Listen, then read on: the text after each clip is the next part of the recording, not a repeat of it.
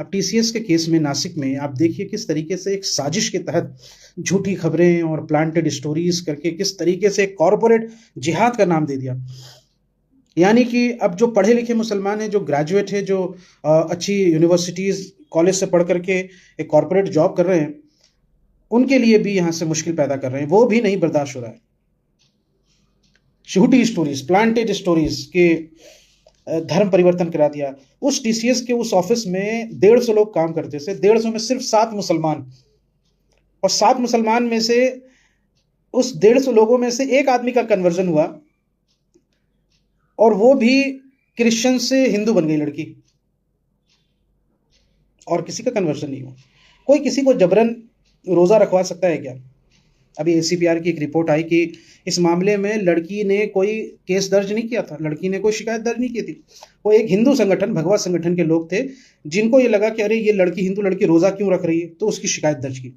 अरे रोजा कोई जबरन किसी को रखवा सकता है क्या? ये कमाल की बात है।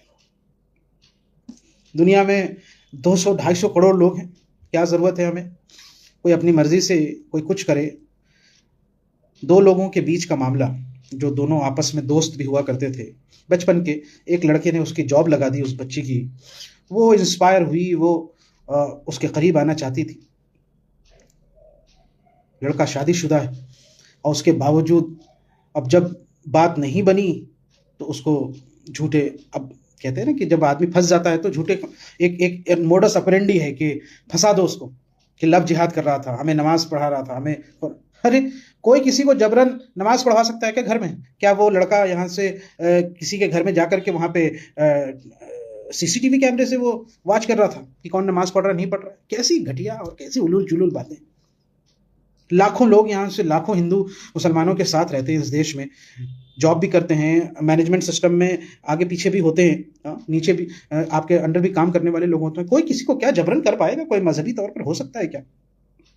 एक लड़की बेचारी निदा, जो टेलीकॉलर का जॉब करती थी, उसके बारे में कह दिया ये एचआर हेड है, और पता चला कि वो उस ऑफिस में काम ही नहीं करती थी। 7 महीने पहले उन्होंने मुंबई ट्रांसफर करा लिया था, और 7 महीने पहले से ही, और उसकी वो प्रेगनेंसी लीव में थी, उसको फंसा दिया गया। वो कह रहे हैं कि भाई पुलिस वालों ने जो है वहां पे जाकर के छानबीन की, अंडर कवर बन, जो अंडर कवर बन के रहे पुलिस वाले, उनको ये भी नहीं मालूम था कि निदा खान एचआर हेड नहीं है बल्कि एक टेलीकॉलर थी। तो इस तरह का घटिया सगुफा बना करके एक साजिश के तहत मुसलमान नौजवानों को और हिजाब वाली लड़कियों को फंसाने का जो है एक षड्यंत्र, एक साजिश की जा रही लगातार। ये सिर्फ ये आरएसएस जो है ना, ये सिर्फ मुसलमानों के, गरीब मुसलमानों के दुश्मन नहीं है, ये पढ़े लिखे मुसलमानों के ज्यादा दुश्मन है। यूनिवर्सिटीज में, कॉलेजेस में ये लगातार अपनी षड्यंत्र इसलिए कर रहे हैं ताकि यूनिवर्सिटीज, कॉलेज में मुसलमान आरएसएस की आइडियोलॉजी पर चलना शुरू कर दें, झूठी खबरें।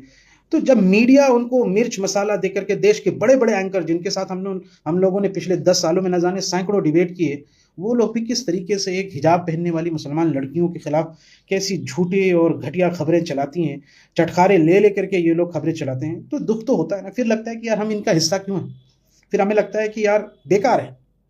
मैं बहुत नाराज हूँ। पिछले मैं 3 महीने से आपने मुझे टेलीविजन पे नहीं देखा होगा कि जिस तरीके से ईरान और इजराइल की जंग के दौरान भी किस तरीके से इनका किरदार रहा, ऐसा मशकूक किरदार, लेकिन जो तमाचा पड़ा है इस पूरे इकोसिस्टम को ईरान की तरफ से, वो बहुत खतरनाक तमाचा था।